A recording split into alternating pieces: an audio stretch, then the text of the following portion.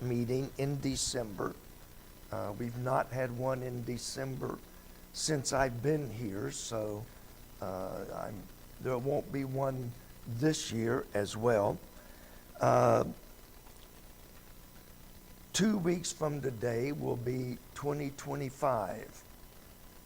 So I'm already starting to think 2025 so that I don't write January 1st, 2024.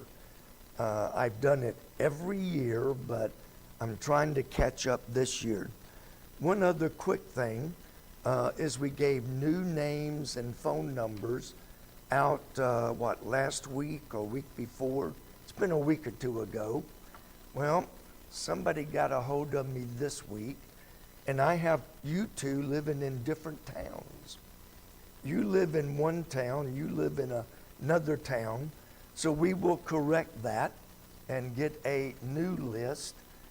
Lord willing, same thing is, you both have the same address in two different cities. It's amazing how that happened.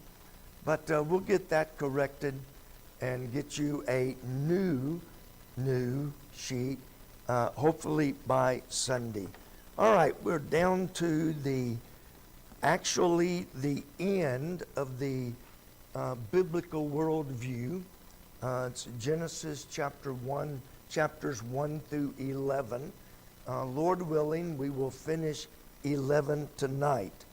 I'm open if there's a subject, if there is a passage, a book of the Bible, something that you would like to study on Wednesday night, let me know so that we can begin gathering material and reading the material.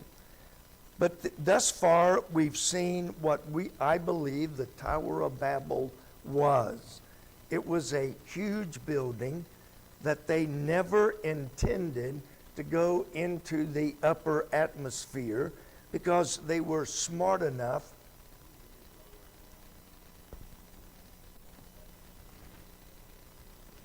Is that better?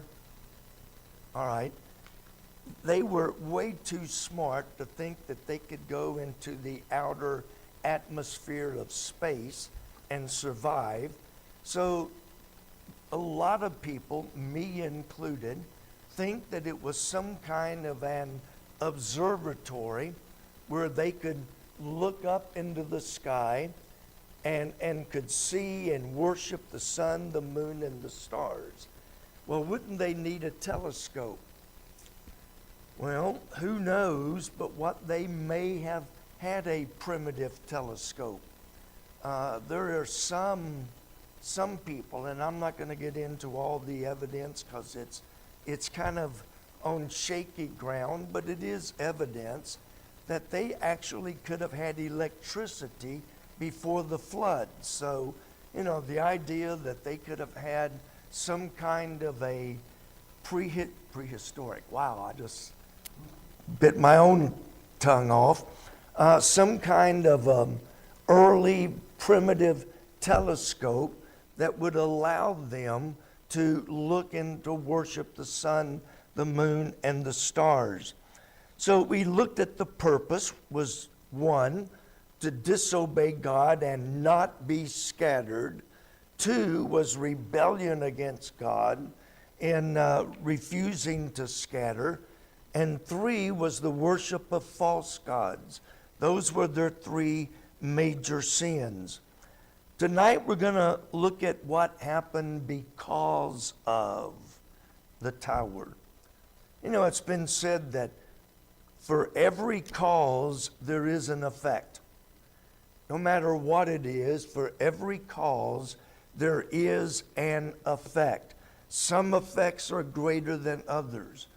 But they had, sure enough, they had a cause, build a tower, rebel against God, worship idols, or the sun, the moon, and the star.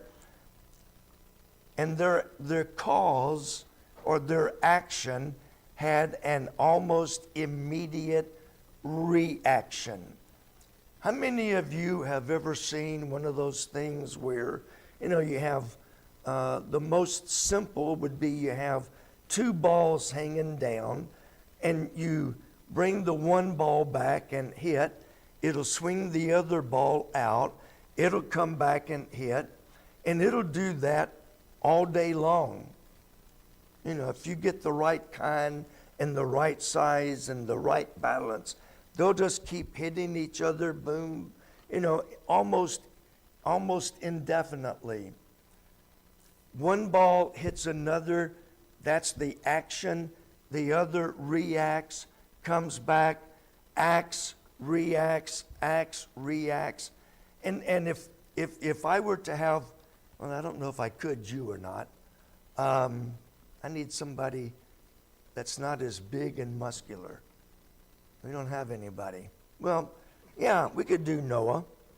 You know, if I were to have Noah stand up here and I walked up and pushed him real hard, that's an action. What do you think the reaction would be? He's probably going to fall down. They did that to me last year. They wanted to test my balance. So I'm standing just like this, and the doctor's behind me, and he never told me when he was going to do it. But he would stand there, grab my shoulders, and pull back to see if I could gain my balance on my feet. I never did. Never did. So there was an action and a reaction. Their action was to build the tower. The reaction is going to be when God steps in. Now, they were all of the same language. Remember what I told you a week or so ago about evolution? Thinks that man was very dumb, very ignorant, very primitive, and mankind started off grunting. Oh!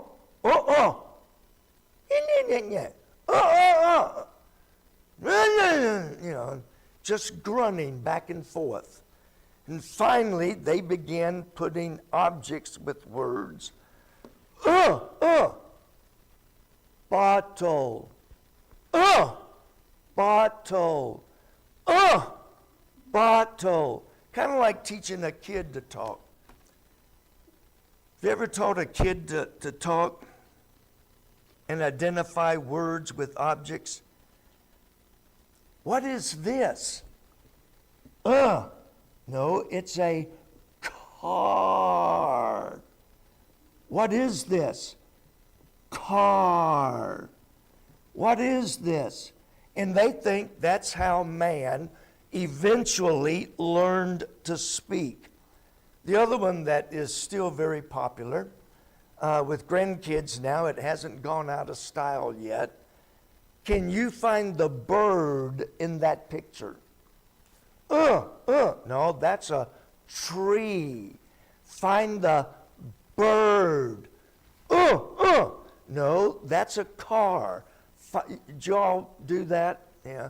Did y'all do that back when your kids were young? They don't remember it. Okay. Well, but we did, you know, and that's how we taught our kids to identify words with objects. You know, and we even had a game that you spin the thing and it would land. What animal did it land on? No, that's a chicken. And eventually, they do learn to associate words with sounds or with objects. That's what evolution says. Man started talking. Whenever he's behind me, I get nervous. I didn't say that. But the Bible said they were of one language. It was a complete language. They spoke a complete language. So, evolution says it took a very, very long time to develop a language. According to evolution, man evolved over billions of years, And it took millions of years for man to learn to talk. I can think of so many problems. But if your world view, which is what got us started, if your world view is God created, God formed Adam, as soon as Adam was formed, Adam began talking. He named all the animals. By the way, it's interesting. A cow has been a cow for as long as anybody knows. Adam said, cow. Now, today we've got how many different kinds of cows, Charles? Yeah, there's a lot of different kinds of cows. But they're all cows. And they've been cows for as long as I can remember and as far back as we can read history. A cow was always a cow. Adam named it a cow. Horses have always been horses. Adam had a language. When an animal would come by, he would say, no.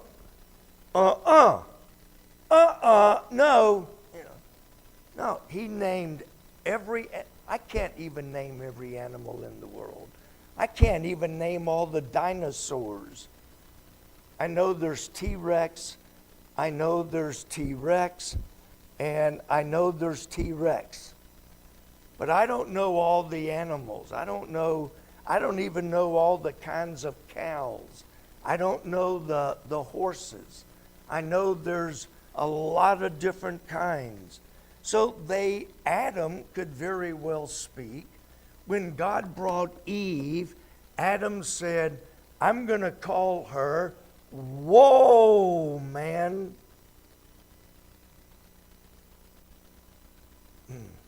Somebody told me that. It's more like, whoa, man. It's like, woe is me. But Adam started talking immediately. Eve started talking immediately. When God came down, Adam could clearly speak and say, Lord, I hid myself. And God said, why did you hide yourself? Well, I ate of the forbidden fruit. There was no grunts. There was no, all of this other stuff. These people in this day were very, very advanced. We picture them as cave people running around with nothing but a little cloth on and their hair long and, running around and jumping around like a monkey of some kind. They were very intelligent. And they had a very advanced language. They understood when God said, fill the earth. They understood. And that's why they said, we're going to build Babel, because so that we are not scattered. God said, fill the earth. They said, no. But they understood what God said. They understood, let us make a name for ourselves. They understood that making a name for themselves. They understood that if you're going to build something this big, you're going to need some engineering skills. Somebody is going to have to know how to design this and make sure that it all fits together. Could you design a house, a pyramid, so that each rock would set on each rock? And this rock is here, but by the time you go up, up, up, this rock is here, this rock is way over here, and yet they don't fall. You have to be pretty smart to do that. They knew how to make brick and mortar. I can't even make concrete with step 1, step 2, step 3. The only thing I know is you open the bag and pour in water. I'm sure there's got to be more to it than that.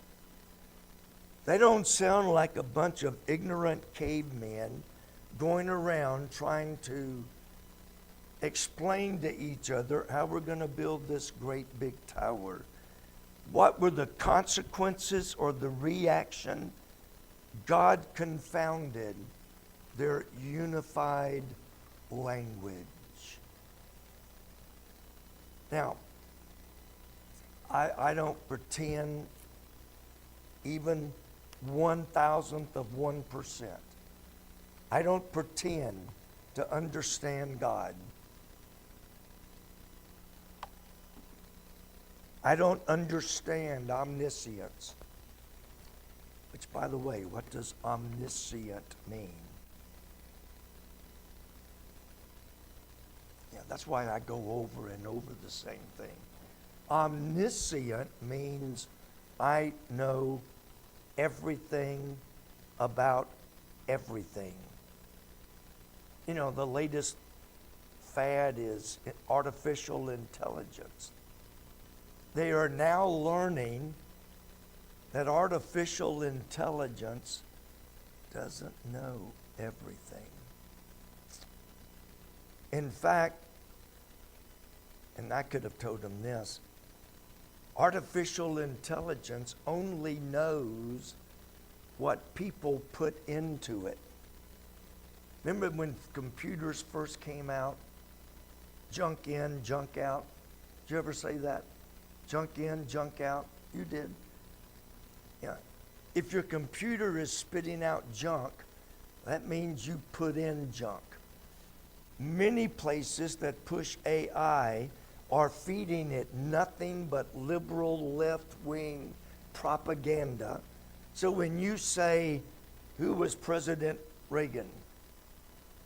He was one of the worst presidents in the United States. That's because somebody told it. That's to say that. But back to the point, I can't imagine. I read enough science to find it interesting, but not enough to get bogged down. Do you know how many different animals there are? I don't mean cow, horse.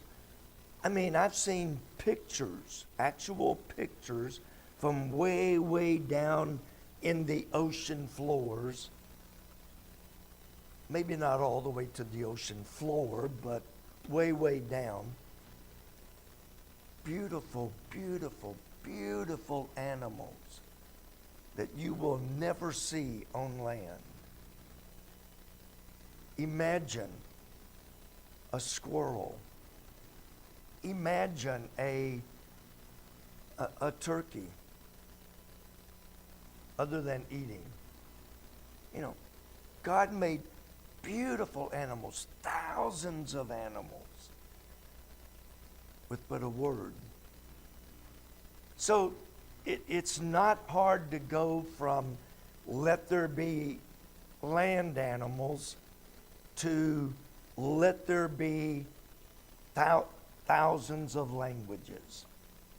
Now, years ago, we were told, and that was the standard of the day back years ago, is that there was approximately 2,000 languages on the earth.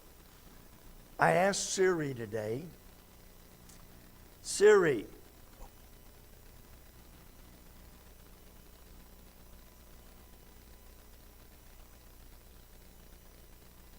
she's waiting for me to say something.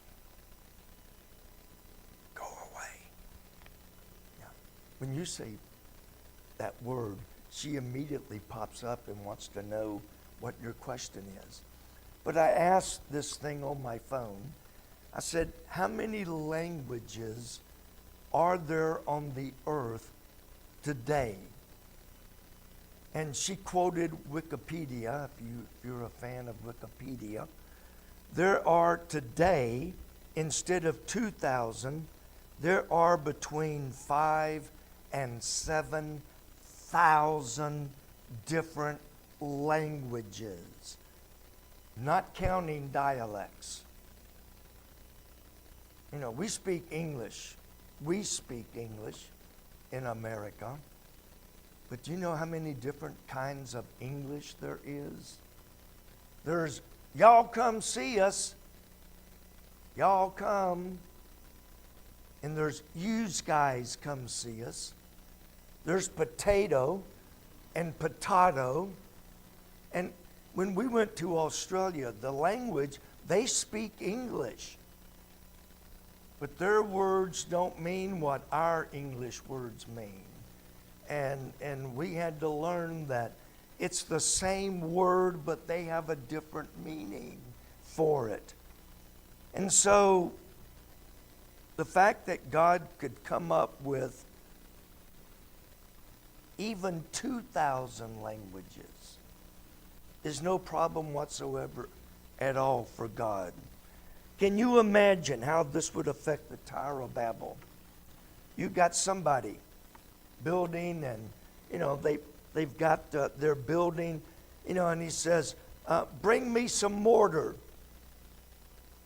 And all of a sudden he's speaking Chinese, and the guy down there is speaking Portuguese, and instead of "bring me some mortar," he hears what he thinks he hears is "go kiss a chicken liver."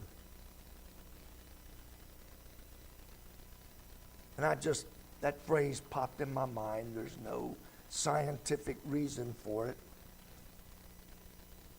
How far do you think they would get building when all of a sudden nobody understands what the other is building or saying? We built our house over in Florence. Many of you were there. You know, I was very specific with the contractor. I want the front doors, the garage doors, I want the doors to be 3 feet. Now that's not standard inside, but I want the doors to be 3 feet. So I happened to stop by one day, and the workers were there, and they were working, and they were getting ready to put the front door in. And I walked up and I said, I'm just double checking. This is a 3-foot door, correct? He said, no, not 3 feet door. I said, well, it's supposed to be a 3-foot door. He said, no 3 foot. He was foreign, so we had a language barrier there. I said, then you need to call, I forgot his name, but you need to call him, because that is supposed to be a 3-foot door. So he runs over and calls the contractor, comes back and says, door is 36 inches, not 3 feet. True story. I could not make that one up. I said, 36 inches. I said, okay, I can live with that. And went on, but he would not put up a 3-foot door, but he would put up a 36. Same language, totally different meaning. Now, picture. Does anybody speak Chinese?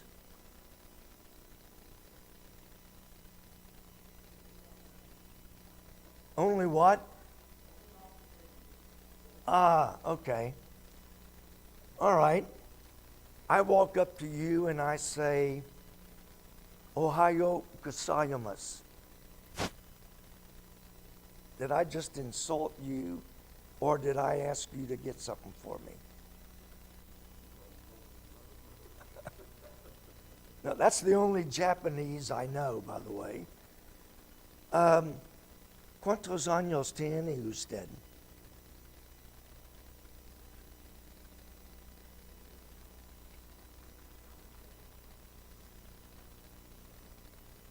I forgot my pig Latin. But you can imagine the mass confusion. You know, you got one, by the way, I said good morning to you, sir. Good morning. It's the only Japanese I know. That's it. That's the full extent of my Japanese language. But you can imagine you got thousands of people and suddenly they're speaking thousands of different languages. Go get me some brick. No hable español. I'm sorry. No hable inglés. I'm speaking Spanish. Yeah, no hable inglés. I need some mortar. ¿Cuántos años tiene usted? No, I don't want to know your age. You know, so you can understand real quick how this put a complete stop to the building of the tower. Building is cease and desist. Now, what's going to happen? I'm running around all over the place. Hable español. Hable español. Hable español. I'm looking for somebody that understands me. And when I find somebody that understands, sí, hable español, guess what? We're gonna join together. And we're gonna start looking for other people that hable español. And then we're gonna find, and soon you find all the people dividing up in groups by language. Those who speak and understand Chinese, they're going to get off over there where they understand each other. Those that speak Russian, they're going to meet over here and they're going to form a group and they're all going to speak Russian. And then what's going to happen? They're going to say, those folks over there are crazy. They're speaking a language. Let's move and get away from those people.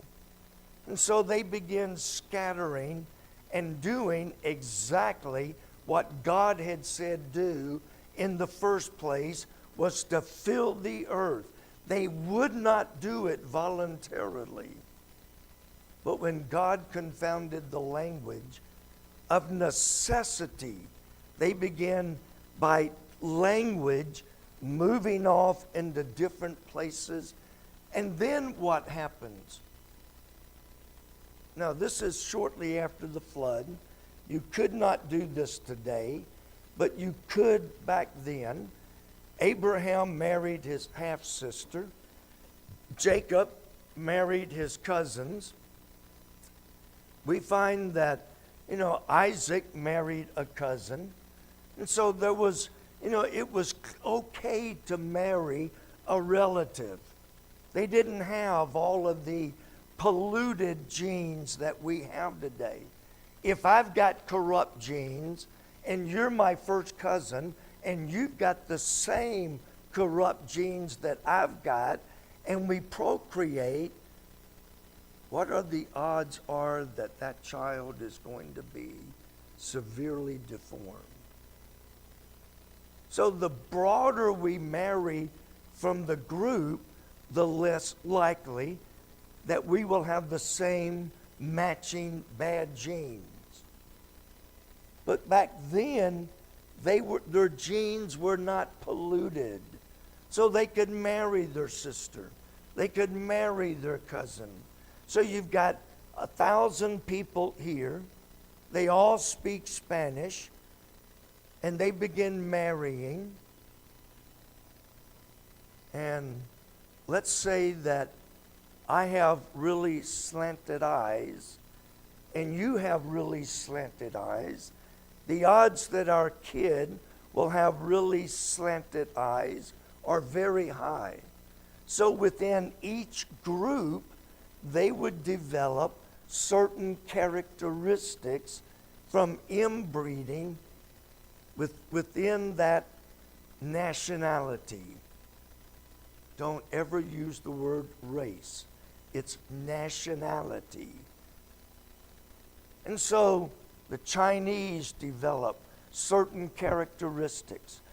The Jews developed certain characteristics because of the inbreeding. And so certain nationalities began producing characteristics that are unique to that nationality. It's not because of evolution. It's because of inbreeding and the genes matching up with similar genes and forming certain characteristics. So they scattered by language. It'd be like you go to Honduras and you get down there and you don't know anybody.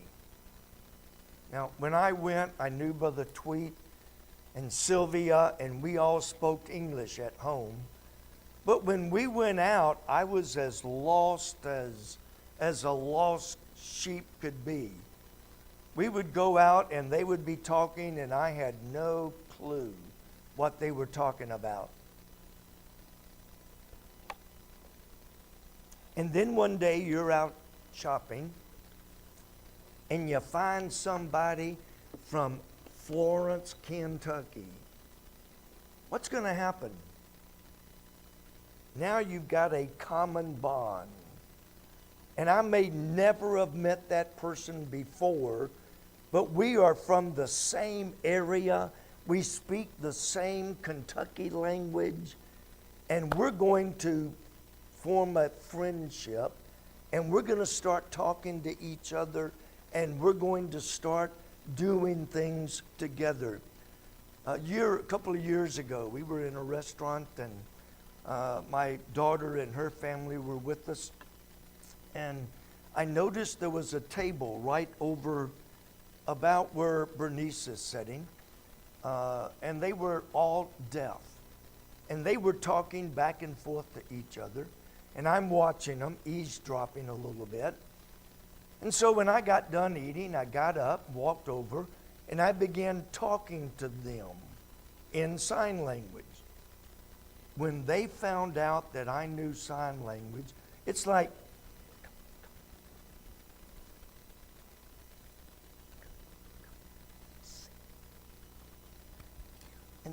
and everybody began flocking around because I spoke and I heard, but I also knew sign language. And I gained about 10 or 15 new friends that day because I could speak their language and they could understand me and I could understand them. My son-in-law nudged his wife and said, "When did your dad learn sign language?" It's like, back in high school. But we had a common language. Nobody in the restaurant knew what we were saying unless they knew sign language. The only bad thing about sign language, you can eavesdrop without being close. You know. But I mean, it was like, oh, he speaks signs. Come, he knows signs.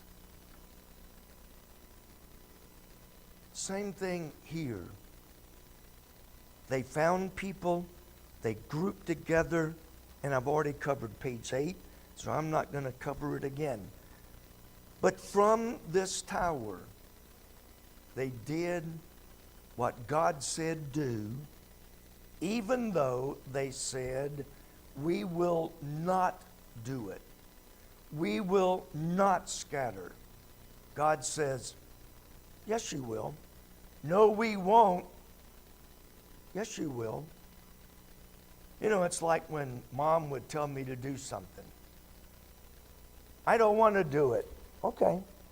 You can do it voluntarily, or you can do it with a switch on your backside. Choice is yours. You're going to do it. You're going to do what I said. How you do it is up to you. And sometimes God has to reach down.